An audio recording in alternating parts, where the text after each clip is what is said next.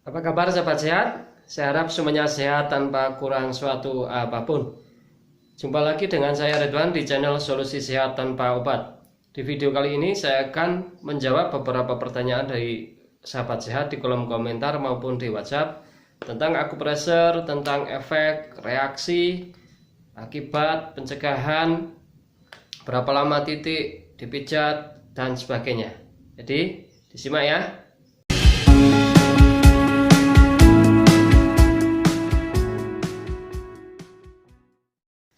Sahabat, tujuan dari pemijatan akupressure ini adalah untuk mengembalikan keseimbangan yang ada di tubuh dengan cara memberikan rangsangan agar aliran energi semakin lancar.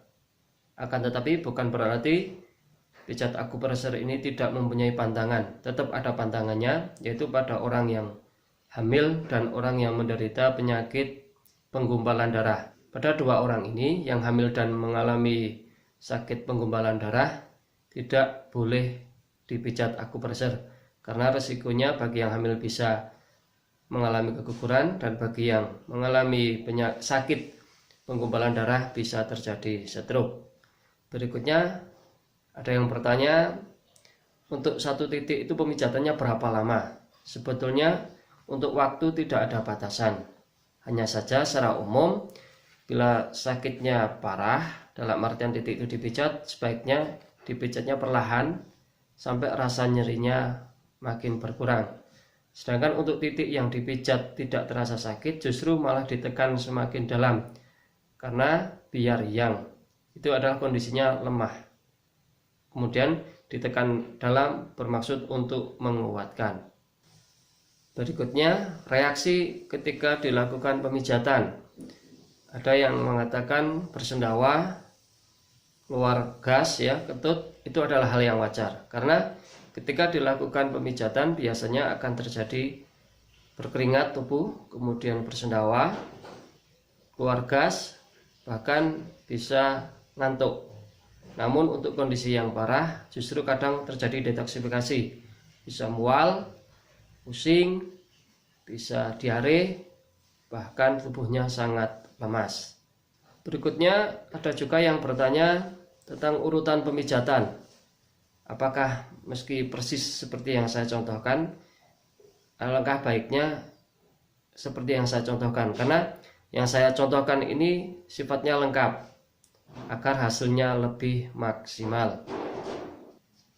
Kemudian mungkin ada yang bertanya, apakah apabila melakukan pijat terapi akupressure ini boleh mengkonsumsi obat ataupun herbal? Jawabannya boleh, tidak bermasalah. Silahkan bagi Anda yang mungkin sedang terapi obat, dilanjutkan terapi obatnya. Hanya saja saya berpesan bagi Anda yang mau melakukan terapi ini tapi sudah melakukan suntik antibiotik atau mengkonsumsi antibiotik, sebaiknya ditunggu sekitar 1 minggu karena hasilnya tidak maksimal, bahkan cenderung akan terjadi pembesaran kelenjar di area tertentu. Saran saya ditunggu 1 minggu untuk yang baru melakukan suntik antibiotik. Kemudian ada juga sahabat yang bertanya berapa kali pemijatan untuk sakit-sakit tertentu. Pada dasarnya kalau untuk pijat akupressure seluruh tubuh itu cukup dilakukan seminggu 2 kali, karena dengan melakukan pemijatan 2 kali, ini kondisinya biasanya tidak akan begitu sakit pada titik yang dipijat untuk yang kedua kalinya. Sedangkan untuk pijat yang sifatnya area tertentu bisa dilakukan 2 hari sekali dan sifatnya kondisional. Jangan terlalu sering karena titik pijatnya bisa rusak. Kemudian mungkin juga ada yang bertanya, kenapa titiknya sulit ditemukan? Pada dasarnya tidak sulit, karena sifat titik pijat itu selalu ada di cekungan tulang, ada di antara tulang dengan otot, antara otot satu dengan otot yang lain, dan saat pemijatan harus menjauh dari sendi. Itu kunci untuk menemukan titiknya. Kemudian mungkin ada yang bertanya, meridian itu apa? sebetulnya meridian ini bukan jalur saraf, bukan jalur urat, tapi maknanya adalah jalur energi. Karena di dalam tubuh kita itu sebetulnya selain ada jalur saraf, jalur darah, namun juga ada jalur energi. Dengan memberikan rangsangan pada meridian-meridian di tubuh kita, maka meridian tubuh kita akan kembali seimbang antara kondisi yang dan yin. Yang bermakna aktif, yin bermakna pasif. Ketika tubuh kita seimbang, maka balance ya, artinya maka tubuh kita akan mengalami tubuh yang proporsional kondisinya, tidak terlalu panas, tidak terlalu dingin, sehingga diharapkan aliran darah dan saraf dan seluruhnya seimbang sehingga kita akan sehat. Prinsip dari akupressure ini adalah mengembalikan keseimbangan. Maka ketika orang sakit, tubuh itu tidak seimbang biasanya. Biasanya kalau tubuhnya menggigil, dingin, berarti tubuhnya terlalu yin. Sedangkan kalau tubuhnya selalu banyak keringat, tensinya tinggi, berarti tubuhnya yang, perlu diyinkan. Sedangkan perbedaan perlakuan pada dasarnya itu sifatnya hampir sama, hanya saja sifat tekanan pada titik tersebut. Mungkin ada juga yang bertanya, apakah pemijatannya boleh sambil duduk atau tidur? Jawabannya boleh, silahkan, tidak bermasalah. Lakukan pemijatannya sesuai dengan kondisi dan bagaimana baiknya Anda melakukannya. Kemudian ada juga yang bertanya, apakah boleh kursus datang? Silahkan. Saya tidak melarang siapapun untuk belajar, bahkan memang sengaja saya memberikan tutorial pijat terapi akupressure ini lewat channel YouTube. Sengaja saya ingin share ilmu agar ilmu ini lebih bermanfaat di halayak ramai.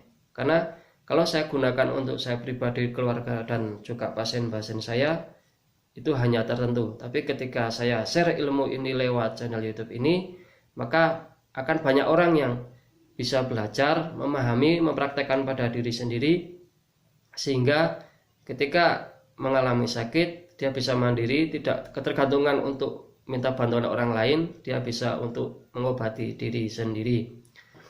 Juga ada yang bertanya, kenapa tidak membutuhkan orang lain untuk dijadikan contoh praktek misalnya?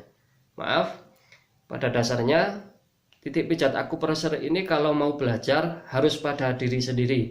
Karena kalau pada orang lain itu titiknya, rangsangannya, arahnya kemana tidak akan begitu jelas. Tapi ketika mempraktekkan pada diri sendiri, kita akan tahu reaksi, kita akan tahu benar dan tidaknya, efek dan segala satunya bisa dirasakan. Makanya akan hasilnya lebih maksimal.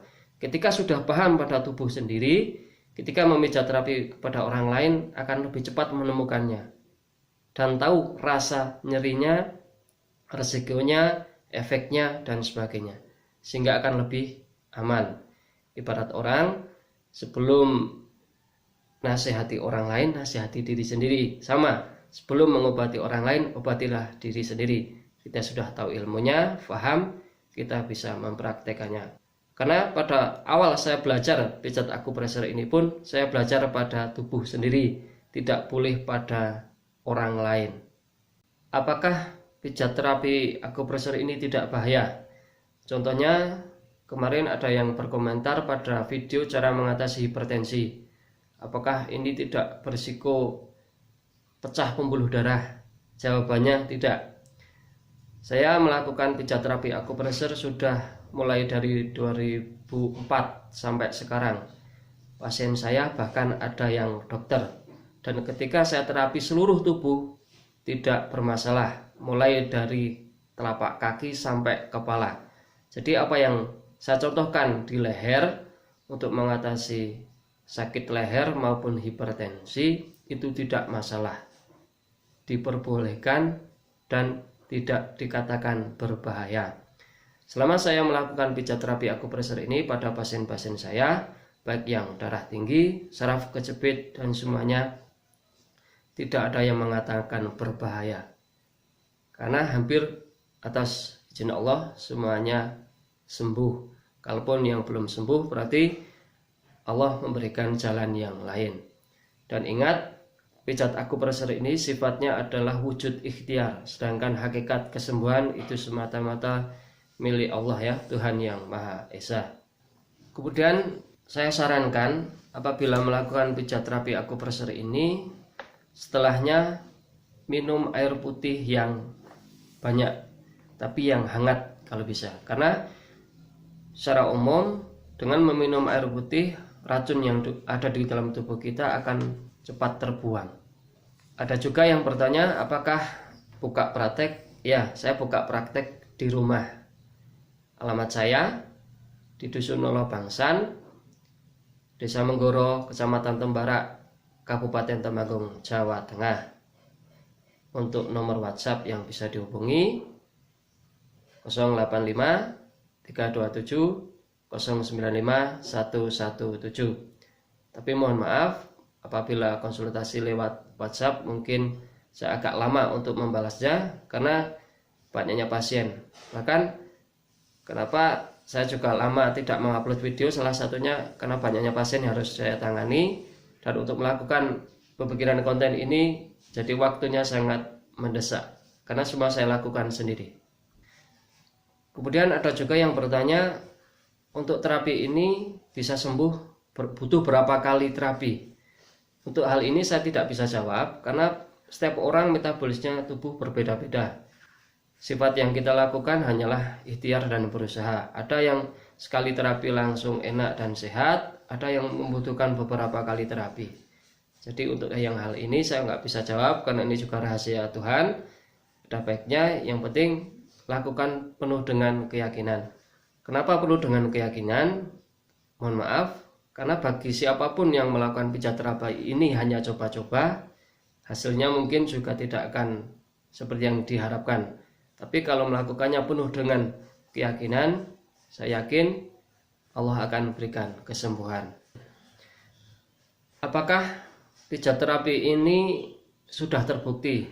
Jawabannya sudah. Dan hampir dari semua video yang saya contohkan, saya buat, itu sudah saya lakukan untuk diri saya sendiri dan pasien-pasien saya. Bahkan untuk yang sakit gula, saya pernah menangani orang yang sakitnya 10 tahun, bahkan lukanya tidak bisa menutup. Tapi alhamdulillah atas izin Allah, orang yang sakit gula basah ini lukanya menutup dan total sembuh sampai sekarang. Jadi kalau mungkin ada yang bertanya, apakah ini aman dan sudah dipraktekkan? Jawabannya sudah. Banyak sekali pasien-pasien saya yang sudah membuktikannya karena saya mulai terapi sejak tahun 2004 sampai sekarang. Kemudian ada juga yang bertanya, kenapa ketika dipijat bagian kanan itu tidak begitu sakit, tapi dipijat bagian kiri lebih sakit? Jawabannya, karena pada tubuh bagian yang kiri ada titik jantung. Oleh sebab itu, untuk daerah kaki sampai badan dan ke atas itu otomatis akan lebih sakit. Mungkin ada juga yang bertanya, kenapa titik yang dipijat hampir-hampir sama, mirip-mirip? Ya karena memang pada dasarnya pijat akupresur ini hanya boleh memijat pada 14 jalur meridian. Tidak boleh lepas dari 14 jalur meridian itu. Jadi hampir mirip. Makanya beberapa sahabat yang bertanya, saya sakit ini, mengeluh ini, saya suruh untuk mengikuti video yang lain, judul yang berbeda. Kenapa? Karena titik pijatnya sama. Contoh, orang yang sakit asma, itu bagi orang yang nyeri dada, meskipun tidak punya asma, titik pijatnya sama. Orang yang mengalami asam urat di tangan, saya contohkan untuk mengikuti video cara mengatasi tangan terkilir karena titik pijatnya sama. Begitu juga dengan video-video yang mungkin ini saja dari beberapa pertanyaan dari sahabat sehat.